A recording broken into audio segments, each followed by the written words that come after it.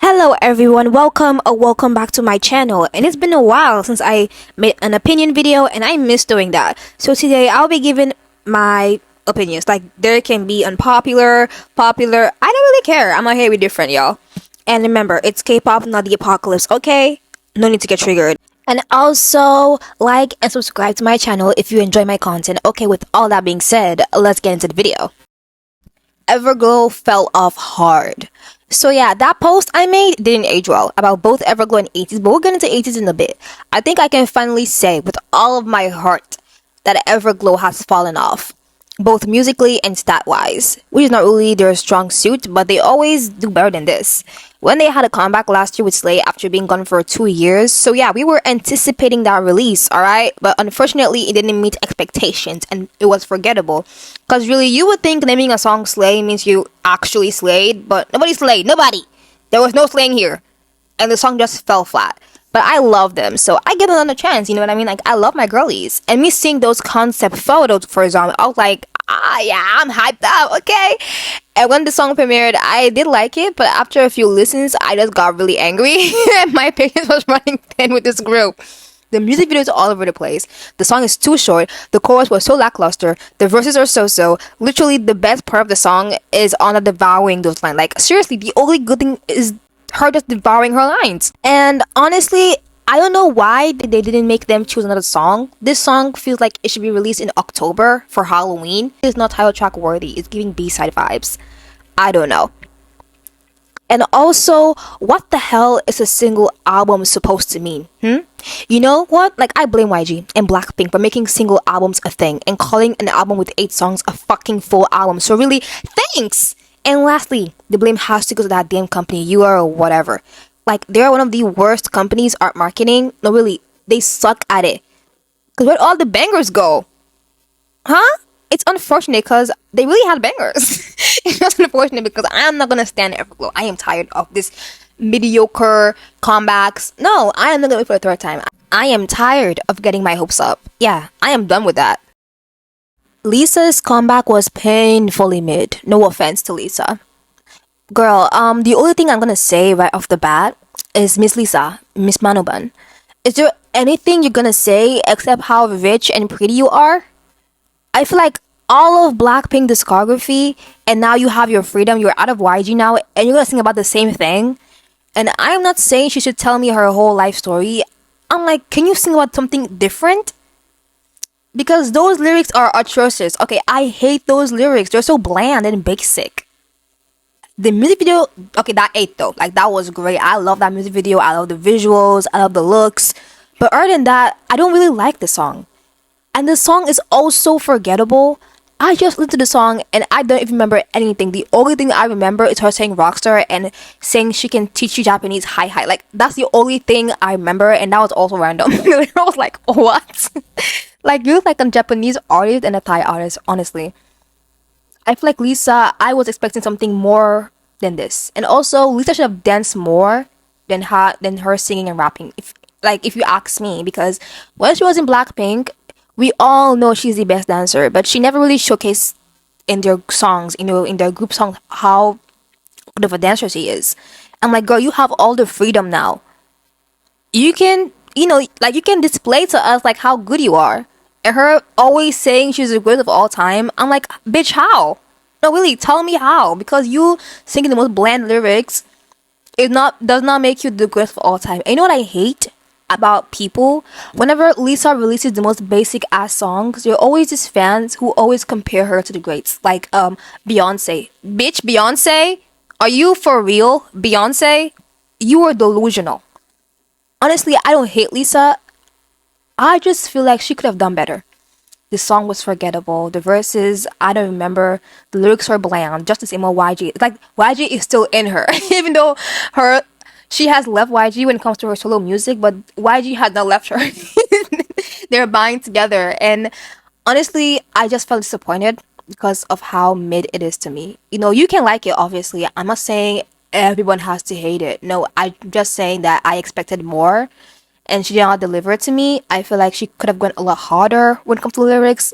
And all I can say is this is a choice. Like, I'm sure you could have waited a little more time, you could have had a little more time and find a better songwriter. Like, girl, this is a choice. I'm sorry, this was painfully mid. It is not Baby Monster's fault that y'all faves are boring. I never got time to talk about this because, well, I was doing something else. So I saw many fans were taking offense and saying Baby Monster overperforming. And I'm like, I hate that word so much because sometimes these idols be giving their all in their performance, and then people just call it overperforming because you're not used to it, because you're used to those boring ass performances. I'm like, people say, oh, we want live vocals. You're giving live vocals. Oh, we don't want that. Oh, we want more dancing. You are giving more choreography. Oh, we don't want that. Oh, we want good music. You are giving good music on a super platter. Oh, we don't want that. It's like, you guys don't know what the fuck you want. Because at that same time, people were complaining about idols not singing live, and then we have Baby Monster here, who I would say they are crazy talented, but they need more songs that are suited to them because the badass concept kind of look forced them sometimes. But they are talented. They sing live. Their vocals are beautiful. I'm like, what else do you need? You don't have to like them. And you know it's a choice, right? You can just ignore them. Why do you have to go online and say they're overperforming? Just because your own faves are boring. And it's always the usual suspects of fans when their faves are having backlash of them not singing live, and now they take offense to this now. Oh, they're overperforming because this group's getting bashed. I'm like, yeah, they're gonna show you how it's done, okay? So just shut up. It's like, why are you always attacking people for overperforming?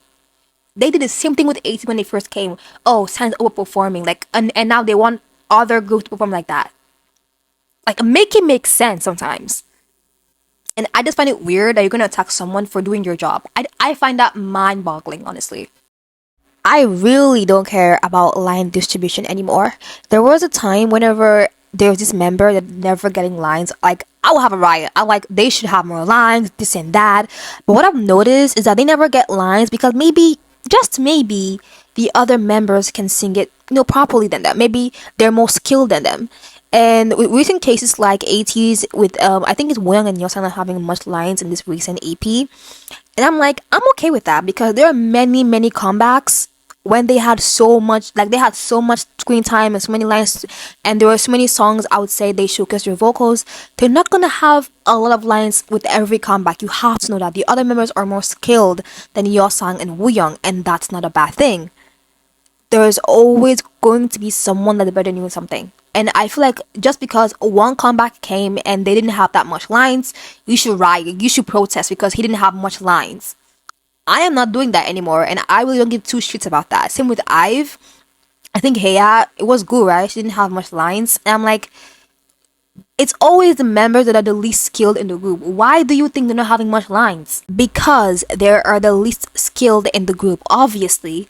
And that is not a problem. They're still in the group. They're always gonna have their own moments. Where was all this rage for Afterlike when Liz didn't get more lines? Okay, no, it was there. But like, Go had lines there. She was rapping. She was shining. It was literally her era, I think. Same with Kish. She had lines. Why all of a sudden it's a problem? I was also being this for Liz doing Kish. And I'm like, okay, maybe I should calm down. Like, if you listen to the whole album, she has so many lines. But if they don't have lines, maybe the other members can sing it better. Like, ever thought about that? Why are we getting mad for lines? People are dying. Why am I gonna get mad because Yeosang and Woyoung couldn't sing half of the album? Like, yes, it can be annoying that sometimes they don't get much lines, but maybe the others can sing it properly. Maybe they didn't want to sing the lines. Correct me if I'm wrong, but I think she mentioned somewhere that she does want to get more lines, maybe because of how, compared to the other members, she's not that skilled in singing, and that's okay. She can shine in dancing. Same with Woyoung and Yeosang. They shine more in dancing. She shined more in rapping. If this era she's not giving that much lines, that's totally fine. There are a bunch of time she has plenty of lines. Why should we get mad? I find it very unnecessary sometimes. Yeah.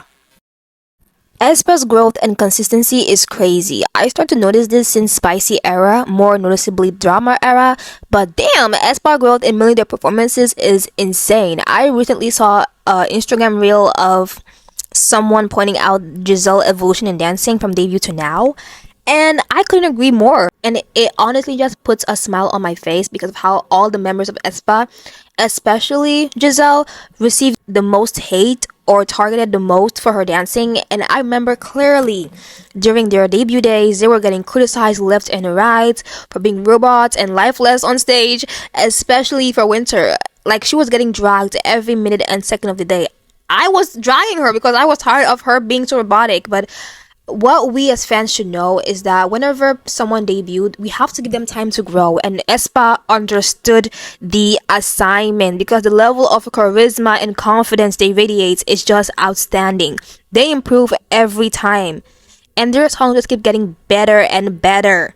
And also, something I always wanted to mention is how aespa had one of the best, if not the best, concept. But like, damn, these are iconic, simply iconic. NMIXX singing live should not get y'all that triggered. So recently, a clip of NMIXX performing, I think at a university or something, went viral because the audio being cut off mid the performance. So NMIXX were shocked, but they still continued to sing. And we know without backtrack, and they didn't miss a beat, okay? It was revealed though that the staff planned this and it wasn't a mistake or something, to see how the members will react to this, or will they continue to perform, all that rah. And was it shady? A little bit, because of how live singing being a hot topic recently, because of groups like LE who didn't really perform well at Coachella, and also Elite. So yeah, fans took offense to this because the way groups are being dragged online for live vocals, and NMIXX all of a sudden singing live with no backtrack was kind of suspicious. And they were cloud chasing, I'm like, it's funny because I find this smart. NMIXX are talented when it comes to live vocals, performance, you name it. So they took the opportunity, obviously. And it is not NMIXX's fault that they can sing so well live. And the people I saw took offense to this are mostly hype girl group stands, specifically Fear Nots. Twitter Fear Nots. Don't get it twisted. And honestly, it just makes them look more pathetic. Like, imagine you getting triggered of someone doing their job. Like, you cannot make this shit up. I also find it weird people bashing NMIXX for doing their damn job. Like, really? The staff even admitted that they didn't even know. Why are you bashing the girls? It's kind of funny that you are offended by someone doing their job. I find that crazy. The world we live in today. And last and definitely not least, I think ATEEZ's Golden Hour Part 1 is off to a rough start, which is something I don't really say with when it comes to ATEEZ, because whenever they start a new series, I love the movement, world movement, I love Fever, like, they were a good start, but this one, it feels so underwhelming. Like, after really digesting the comeback and the EP, it didn't really have memorable moments there. Like, the only song I could remember, I think, is Blind or Empty Box. Even Work is kind of, mid. And yes, I tend to over exaggerate things because this did not age well for me. And honestly, ATEEZ low-key overhyped the comeback. I just think that everything that I was expecting to happen didn't really happen. And also for us, the lower 18s, like, we didn't get anything. It was really random. This comeback feels so random. It didn't feel like we're starting a new journey. It feels like a TikTok kind of song. And I just really feel like ATEEZ should really go hard for the next, installment of the Golden Hour, because this didn't really age well. Now think about it. Like, I am not playing any other songs from that EP. It doesn't really have a playable value. I'm happy for the success, of course, but it's like the quality of the songs just kind of, has fallen, and I didn't like that. Okay, everyone, thank you so much for watching if you made it this far, and I'll see you guys on my next video. Bye, loves!